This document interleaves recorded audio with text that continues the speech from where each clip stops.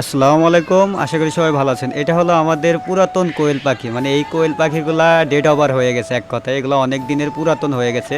তো এখন আমি নতুন যে কোয়েল পাখিগুলা দেখাচ্ছি সেটা কিন্তু ওই ডেড ওভার পাখির যে ডিম থেকেই কিন্তু তৈরি করা হয়েছে।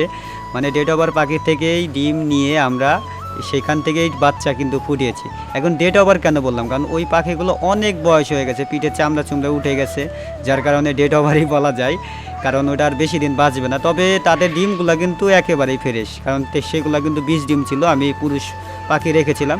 সেখান থেকে আমি কিছু ডিম সংগ্রহ করে আমি আমার এই ইনকিউবেটরে দিয়েছিলাম। ইনকিউবেটর থেকে কিন্তু আমার অনেকগুলো কোয়েল পাখি কিন্তু বের হয়েছে, দেখতে পাচ্ছেন। এবং কোয়েল পাখিগুলো কিন্তু খুবই চাঞ্চলন, বলতে গেলে এ গ্রেডেরই হয়। তো আমার এখনও পর্যন্ত দেশি মুরগির ডিমগুলো কিন্তু ফুটে ওঠেনি। আশা করি অতি শীঘ্রই দেশি মুরগির ডিমগুলো ফুটবে। এবং অতি শীঘ্রই এটা কিভাবে পালন করতে হয়, কিভাবে ডিম ফুটালে ভালো হবে, কত তাপমাত্রা রাখতে হয়, কত আর্দ্রতা রাখতে হয়, সেটা নিয়ে কিন্তু তোমাদের নতুনভাবে আমি নতুন ভিডিও দেব। কারণ এটা এখনই আমি আপনাদের মাঝে প্রকাশ করছি না, কারণ আমারও শিখতে হবে। এমন না যে শেখার কোনো বয়স নেই, এবং শিখতে গেলে কিন্তু বুঝতে হবে এবং বুঝেই কিন্তু আপনাদের জানাইতে হবে। অতএব আমি আগে বুঝবো, তারপরে আপনাদেরকে জানাবো। সবাই ভালো থাকবেন। আসসালামু আলাইকুম।